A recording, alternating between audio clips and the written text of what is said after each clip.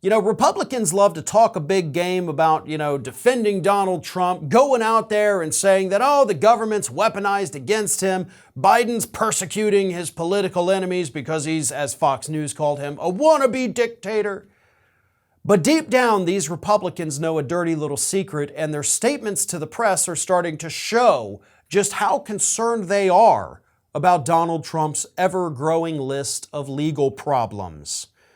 Because those Republicans, in mostly the Senate, but some in the House, they remember just 8 months ago, right? When we had, the midterm elections, and Republicans a year ago were saying, we're going to pick up 70 seats, and then they only got a 5-seat majority. They were telling us, we're going to take back the Senate. And then the Democrats actually gained a seat. They were so hopeful.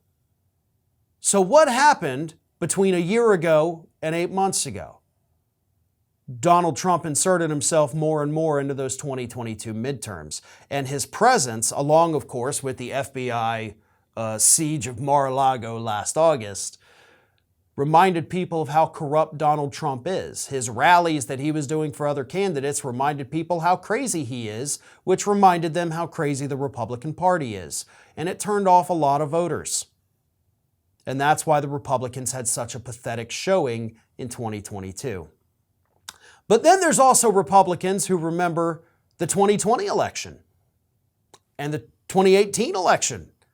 All those elections, with the exception of Trump's first one in 2016, every election since then that Donald Trump has inserted himself into has not ended well for Republicans. Again, yes, they took back the House this year by 5 seats. They were calling for a 70-seat majority this time last year. I did videos on it. It went from 70 to 5, all because of Trump. And they understand that now that the media is hyper-focused on Donald Trump and his criminality, alleged criminality, I gotta say, they know that's not going to end well for them, regardless of how the trial turns out. And we're probably not even going to get a trial before the primaries and caucuses begin. But just the appearance of wrongdoing hurts Donald Trump and therefore hurts the rest of the Republican Party. Because here's the thing, we have seen Trump supporters come out in droves. On Tuesday, there were hundreds of Trump supporters lining the streets near that courthouse expressing their support for him. But here's the question, and this is what Republicans in Congress know. There wasn't a single person present there that's a new Trump voter. Right? It's not like you had people that voted for Hillary Clinton in 2016, Joe Biden in 2020, and then they showed up at that courthouse to say, I support Donald Trump now. None of these legal problems, no matter how much fundraising Trump does off them, no matter how much he claims he's being persecuted, none of that is gaining him a single new voter.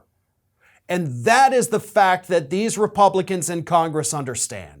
They're now worried that their fragile majority in the House is going to go away next year. They're worried that their last chance this decade to retake the Senate is going out the window.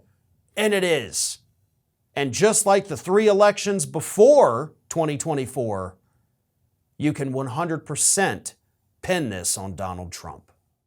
Thanks for watching, everyone, and well, here comes the awkward part at the end of the video where I ask you to like, comment, and share, and subscribe for more content from Ring of Fire.